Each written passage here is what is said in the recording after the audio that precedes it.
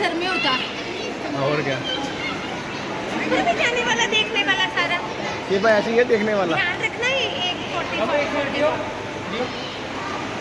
कितने का ये है, कहाँ ध्यान रखना कहाँ शो है, कौन सा शो है मेरे को ऊपर क्या है देखते हैं सब जा रहे हैं।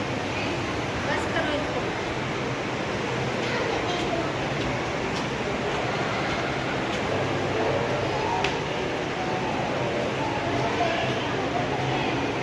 इधर नीचे था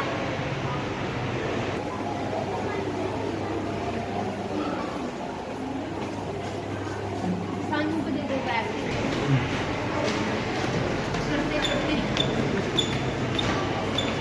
देख कितना सुंदर है नीत सानू। लग जाएगी तो बहुत ज़्यादा पैसे इतने हैं ऐसी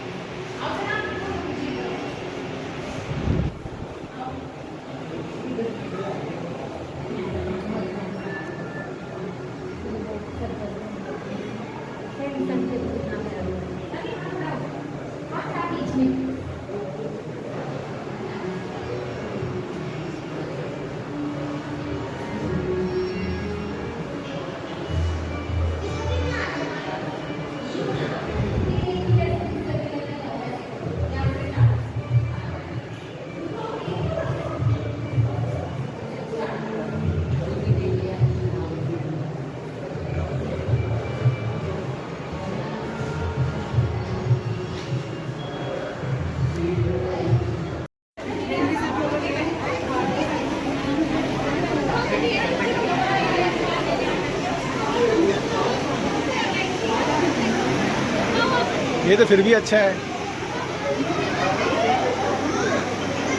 वो देखो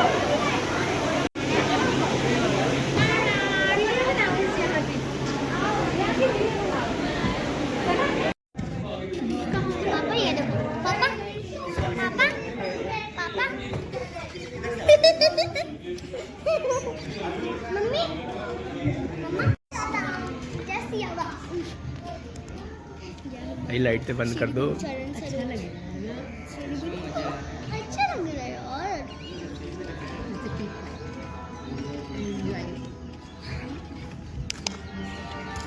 ओ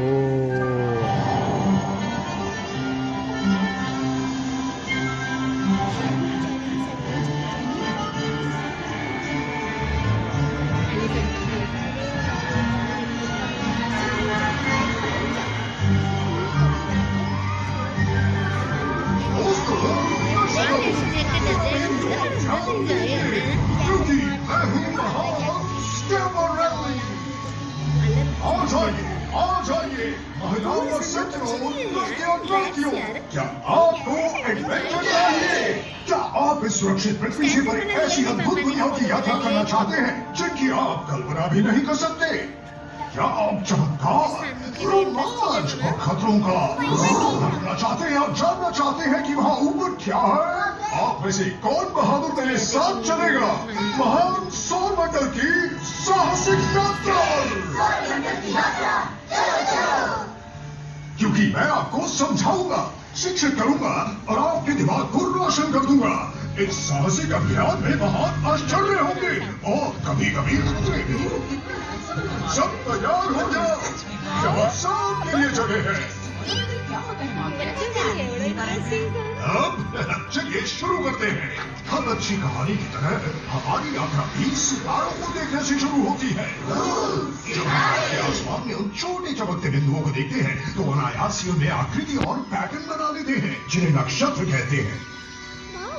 हमारे पूर्वजों ने ब्रह्मांड को समझने के लिए इन नक्षत्रों की कहानियां गढ़ी थी और महान रोमांचक यात्राओं की कहानियों में भी। उन्होंने ये भी देखा कि ये सारे बिंदु स्थिर नहीं रहते। हमें अंततः पता चला कि वे दूर के तारे नहीं थे बल्कि हमारे ही सौर मंडल के दूसरे ग्रह हैं। ये अनोखे, आकर्षक और कभी कभी खतरनाक होने वाले ग्रह ही आज हमारे गंतव्य होंगे। सबसे पहले मैं आपको इस अद्भुत और जटिल डिवाइस से परिचित कराऊंगा जिसका नाम है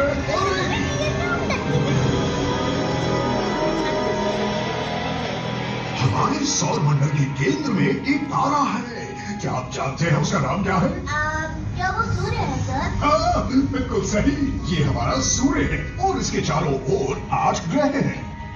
हर ग्रह सूर्य के चारों ओर एक निश्चित पथ पर घूमता है जिसे कक्षा कहते हैं। प्रत्येक ग्रह अद्वितीय है। उनके आकार, रंग और वातावरण भी अलग अलग है। कुछ ग्रहों के कई चंद्रमा है तो कुछ के पास एक भी नहीं। इसके अलावा कई छोटे छोटे पिंड भी हैं जो अपनी कक्षा में घूमते हैं लेकिन सूर्य के गुरुत्वाकर्षण से बंधे रहते हैं। इस पूरे समूह को हम कहते हैं हमारा सौर मंडल।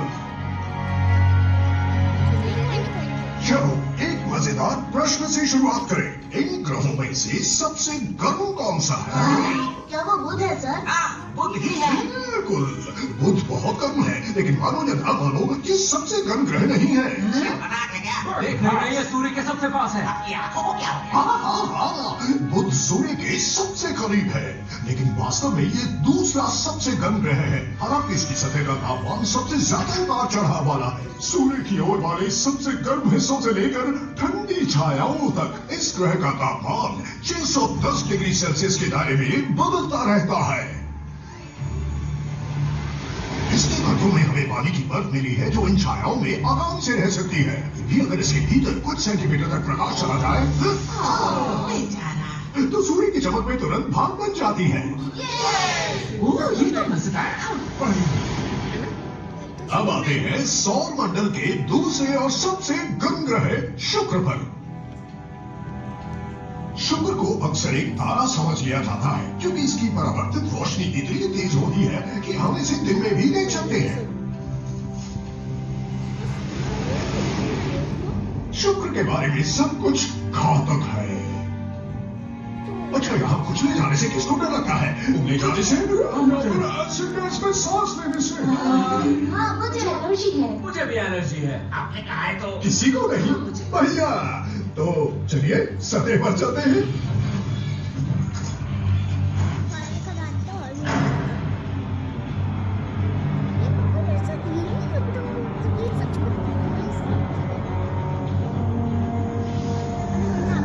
यहाँ के बादल सल्फ्यूरिक एसिड के बने हैं और यहाँ का वातावरण कार्बन डाइऑक्साइड से भरा है।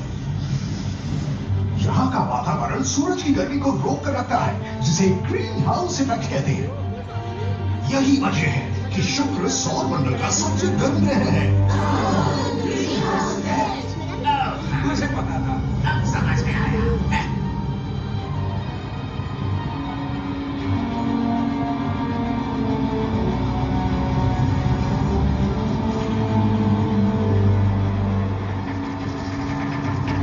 चिंता मत करो, ये दरारें पड़ने की आवाज हमारी नाक पर वायुमंडल के दबाव बढ़ने की वजह से। ये आवाज सिर्फ नहीं लग रही है मार्गरेट। हाँ, ये आवाज अजीब है बारबरा।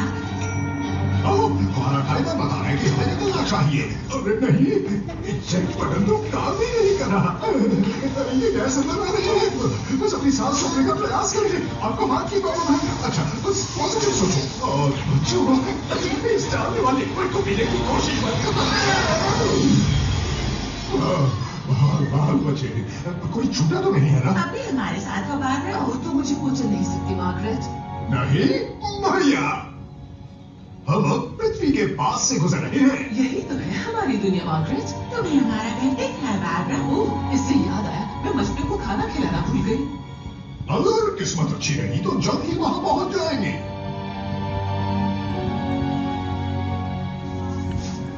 हमारी अगली मंजिल एक पथरीला ग्रह है जो पृथ्वी के मुकाबले 1/3 आकार का है। इसका वातावरण भी पतला है, लेकिन हमारे सांस लेने के लिए पर्याप्त नहीं है। ये लाल ग्रह है, मंगल। तो बताओ, मंगल पर सबसे खतरनाक चीज क्या हो सकती है? मुझे नहीं पता। नहीं, वहां लैंड करने की कोशिश करना। सिंपल, मंगल ग्रह पर लैंड करना बहुत मुश्किल है और हमारे सफल होने की संभावना बहुत कम है। तो कौन कोशिश करना चाहेगा? धरती से कोई भी स्पेसक्राफ्ट मंगल की तरफ बहुत तेजी से बढ़ता है। इसमें हमें 40,000 किलोमीटर प्रति घंटे की स्पीड से 0 की स्पीड पर आना होगा, जमीन से टकराने से बचने के लिए। हमारे पत्थर चढ़ जाएंगे। स्पीड कम करने का एक अच्छा तरीका है वायुमंडल का इस्तेमाल करना। हम तो खतरनाक हो जाएंगे। लेकिन मंगल का वायुमंडल बहुत पतला होता है, इसलिए ये हमें ज्यादा धीमा नहीं करता। तो हम पैराशूट का इस्तेमाल भी कर सकते हैं। इससे मदद मिली, लेकिन अब हम चक्कर खा रहे हैं और हम अपनी तेजी से गिर रहे हैं। चलो पैराशूट डिटैच कर देते हैं। चिंता मत करो, ऑटोनॉमिक मशीन एक्टिवेट हो गई है। हम सब पिचक रहे हैं। जी फोर्स की चिंता मत करो, थोड़ी देर में वापस अपनी शिप में आ जाओगे। अब हम स्थिर हैं, तो हमें एक अच्छी सतत लैंडिंग साइट चुनी हुई जहां बड़े पत्थर का वहां उस घड़ी चट्टान के किनारे जहां 7 किलोमीटर गहरी खाई है। स्काई ट्रेन में लॉन्च करो।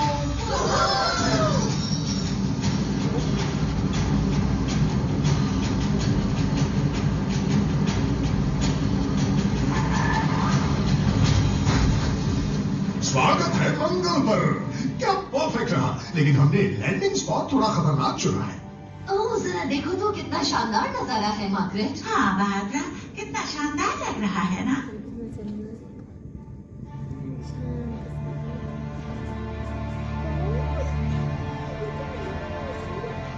इस ग्रह का लाल रंग मिट्टी में मौजूद लोहे में जंग लगने की वजह से है। लेकिन मंगल हमेशा से लाल ग्रह नहीं था। एक समय था जब ये नीला था और पानी से भरा हुआ था। समय के साथ इसने अपने महासागर और वायुमंडल खो दिए। वैज्ञानिक ये जानने की कोशिश कर रहे हैं कि क्या उस पानी वाले दौर में जीवन पनपा था। क्या यहाँ जीवाश्म है जो हमें अभी तक मिले नहीं है, या फिर क्या सूक्ष्म जीवी मंगलवासी अभी मिट्टी के नीचे रहते हैं? क्या होंगे? मुझे लगता है मंगल पर सूक्ष्म जीव है। ऐसी बात पे हंसना नहीं चाहिए। शायद और खोज करेंगे तो पता चल ही जाएगा।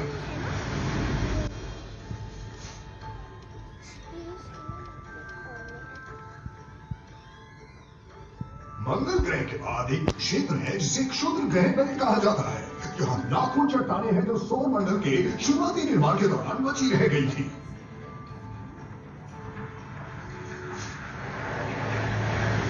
एक क्षुद्र ग्रह एक दूसरे से बहुत दूर दूर है। उनका सबसे नजदीकी पड़ोसी अक्सर धरती और चंद्रमा के बीच की दूरी से भी ज्यादा दूर होता है, तो बहुत कम संभावना है हमारे इनसे टकराने की। आगे बढ़ते हैं।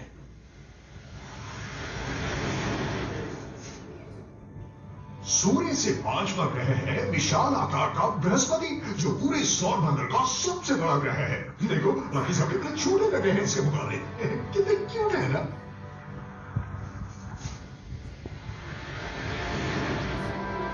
ये एक गैस का विशाल पिंड है। इसमें बृहस्पति की कोई ठोस सतह नहीं है, लेकिन इसका मतलब ये नहीं है कि हम इसके आर पार हो सकते हैं। अंदर का दबाव और तापमान पहले हमें कुछ देगा और फिर भाप बना के उड़ा देगा। तो आज हम अपने साथ ये नहीं होने देंगे। बृहस्पति की सबसे आकर्षक चीज है इसका विशाल लाल धब्बा। ये एक ऐसा तूफान है जो पृथ्वी के व्यास से भी बड़ा है और माना जाता है कि ये 400 सालों से ज्यादा समय से चल रहा है। बृहस्पति के वातावरण की धारियां तेज हवाएं हैं जो रंगीन जमे हुए अणुओं को स्वादिष्ट से दिखने वाले भंवर और पैटर्न बनाती हैं। लेकिन बेवकूफ मत बनना, क्योंकि अंदर छिपा है भयानक खतरा।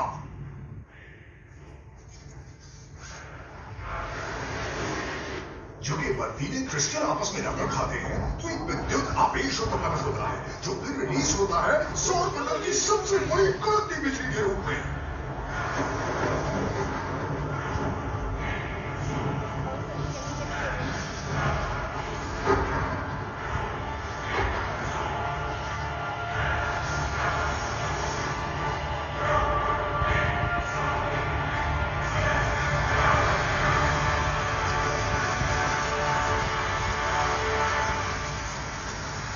ये तो थोड़ा आश्चर्यचकित करने वाला था बारबरा। हाँ, सच में काफी शॉकिंग था मार्गरेट।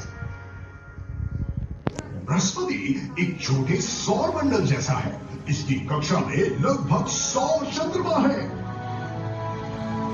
ये चंद्रमा छोटे बंजर चट्टानों से लेकर ज्वालामुखी रूप से सक्रिय आयो या फिर बर्फीले गैनीमीड और यूरोपा जैसे चंद्रमा भी हैं।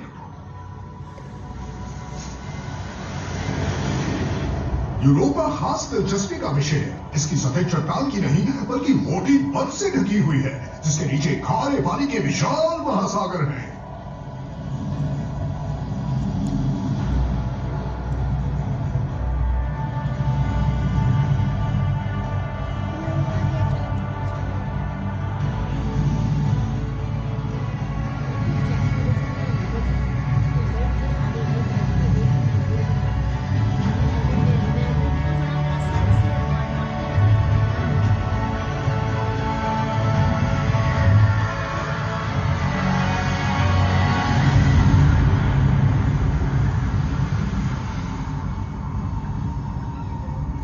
हमारी पृथ्वी के महासागरों में कुछ बैक्टीरिया गर्म पानी के झरनों से निकलने वाले रसायनों का उपयोग कर जीवित रहते हैं। संभव है कि यूरोपा पर भी इसी तरह की परिस्थितियां हो और हो सकता है कि वहां के महासागरों में सूक्ष्म एलियन जीवन मौजूद हो और शायद कुछ ऐसा बड़ा भी हो। ओह माय गॉड, ओह देखो कितने बड़े बड़े दांत हैं। मैं तो सोच रही हूँ वहाँ और क्या क्या होगा मार्गरेट। अब मिलिए सौर मंडल के रत्न शनि से। शनि भी गैस का ही पिंड है और ये बृहस्पति जितना बड़ा तो नहीं है, लेकिन इसके पास सबसे ज्यादा चंद्रमा है। इसके मशहूर झंडे बर्फ और धूल के सैकड़ों करोड़ों टुकड़ों से बने हैं। इन्हीं टुकड़ों में से एक छोटा सा चंद्रमा बन चुका है जिसका नाम है डेफनेस। हालांकि ये छोटा है, लेकिन इसकी गुरुत्वाकर्षण शक्ति छल्लों में तरंगे पैदा करती है।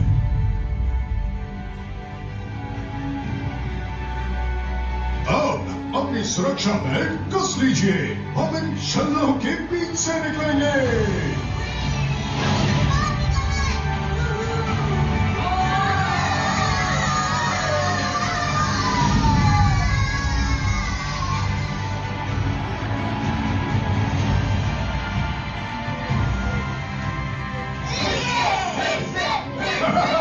सब सही सलामत है, बढ़िया। इससे हमारी सारी सुस्ती दूर हो गई मार्गरेट। हाँ बारबरा। हमारे अगले ग्रह का नाम है यूरेनस। ये बर्फीला पिंड इतना दूर है कि सूर्य की रोशनी को यहाँ तक पहुँचने में 2 घंटे 40 मिनट लगते हैं। यूरेनस का एक खास गुण ये है कि ये अपनी करवट पर घूमता है और ये सौर मंडल का सबसे ठंडा ग्रह है। यूरेनस के वातावरण में जमी हुई अमोनिया, मीथेन और यहाँ तक कि पानी की बर्फ भी मौजूद है। लेकिन ये कोई आम बर्फ नहीं है, बिल्कुल भी नहीं।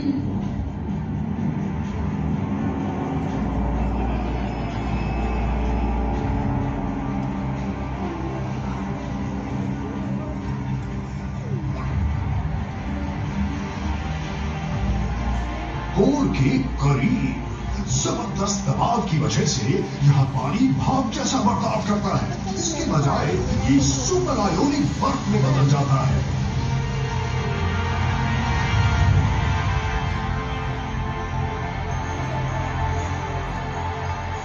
ये बर्फ काली है और धातु की तरह बिजली को प्रभावित कर सकती है।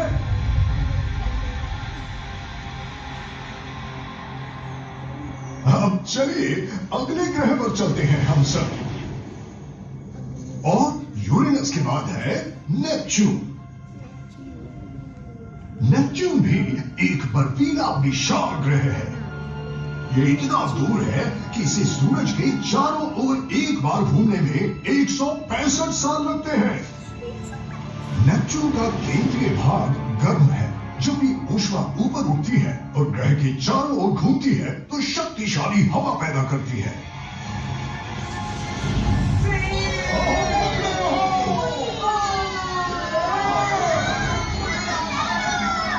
ये बादल पृथ्वी के बादलों से भी तेज है। नेपच्यून की हवाएं 2000 किलोमीटर प्रति घंटे की स्पीड से चल सकती है।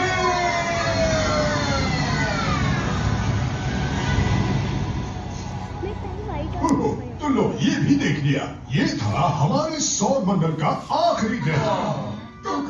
अब मेरे साहसी दोस्तों, मुझे यकीन है कि आपने इस एडवेंचर और उतार चढ़ाव का खूब मजा लिया होगा और अब हमारी ग्रह पृथ्वी पर लौटने के लिए तैयार है। सर मैंने सुना है कि एक और है जिसका नाम प्लूटो है। प्लूटो की बात कर रहे हो? प्लूटो असल में ग्रह नहीं है और बाकी ग्रहों से बहुत अलग है क्योंकि इसकी सूर्य से दूरी बदलती रहती है। इसकी कक्षा इसे नेपच्यून से भी ज्यादा सूरज के पास ले आती है। और हाँ, अब प्लूटो को एक बौना ग्रह माना जाता है। प्लूटो का आकार हमारे चांद से छोटा है, लेकिन फिर भी इसका वायुमंडल है। ये पहाड़ चट्टानों से नहीं बल्कि भारी की बर्फ से बने हैं और ये ग्रेनाइट की तरह सख्त हैं।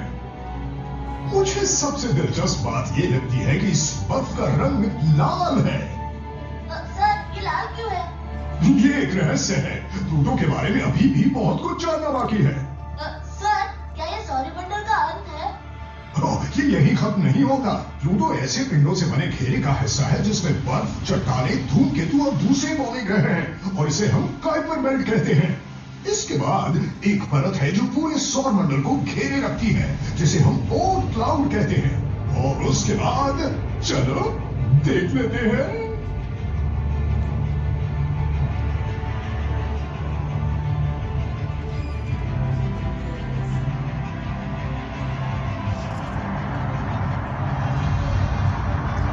हमारा सौर मंडल एक गैलेक्सी का हिस्सा है जिसे हम मिल्की वे कहते हैं। ये लगभग 100 अरब तारों का घर है जिनमें से कई के पास अपने ग्रह और तंत्र हैं। मिल्की वे हमारे ब्रह्मांड के दिखने वाले हिस्से में मौजूद अरबों अरब गैलेक्सियों में से एक है।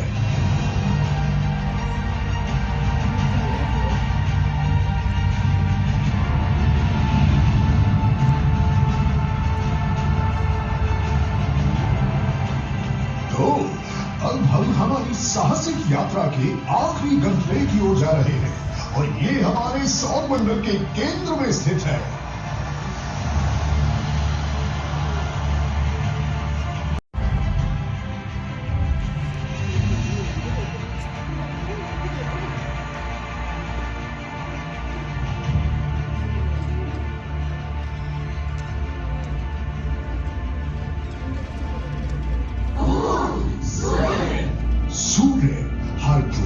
गैस का एक बहुत पुराना और बहुत बड़ा गोला है। सूरज आग से नहीं घिरा हुआ और न ही ये जल रहा है।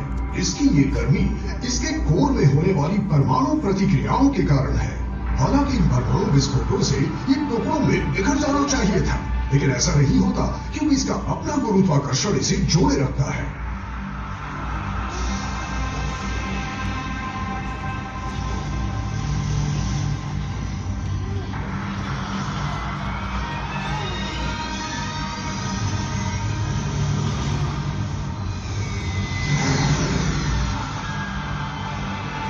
ये घुमावदार जैसी आकृतियां विद्युत आवेशित गैसों से बनी होती हैं, जिन्हें प्लाज्मा कहा जाता है। ये सतह से ब्लास्ट होती हैं, लेकिन फिर सूर्य का चुंबकीय क्षेत्र इन्हें इन घुमावदार रास्तों से खींच लेता है।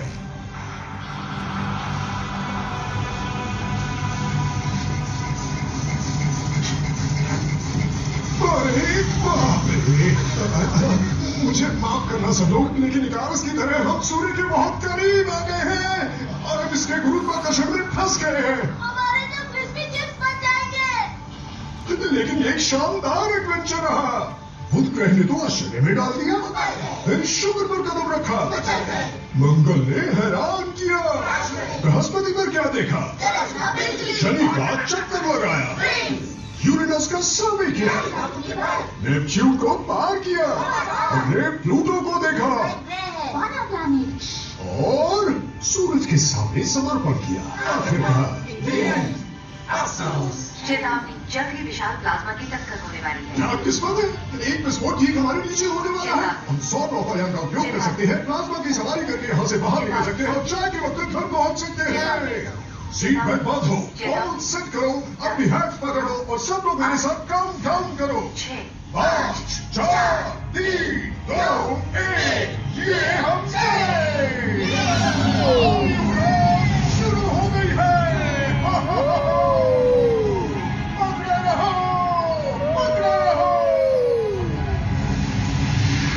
इन विस्फोटों को कोरोनल मास इजेक्शंस कहा जाता है, जो अद्भुत टन आवेशित पदार्थ को सौर मंडल की ओर फेंक देते हैं। इनके रास्ते में फंसना खतरनाक होता है, लेकिन खुशकिस्मती से हमारे एक ग्रह के पास इससे बचने के लिए एक मजबूत शील्ड है। इस ग्रह का जो चुंबकीय क्षेत्र है, ये अधिकांश खतरे को मोड़ देता है। इसकी याद दिलाने वाली इकलौती चीज है ध्रुवों पर बनने वाला शानदार ऑरोरा का दृश्य।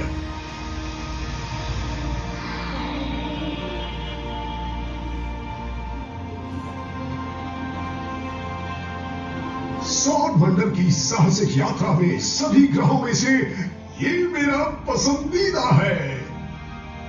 हमने कई अलग अलग और रोमांचक जगहों को देखा, लेकिन ये अजीब नीला ग्रह बिल्कुल सही आकार का है, सूरज से बिल्कुल सही दूरी पर है और जीवन के विकास के लिए यहाँ बिल्कुल सही परिस्थितियां हैं। हमारी अब तक की जानकारी में केवल यहीं पर जीवन है जहां हम बाकी जीवों के साथ रहते हैं। ये अनूठा नाजुक ओएसिस हमारा घर, पृथ्वी ग्रह।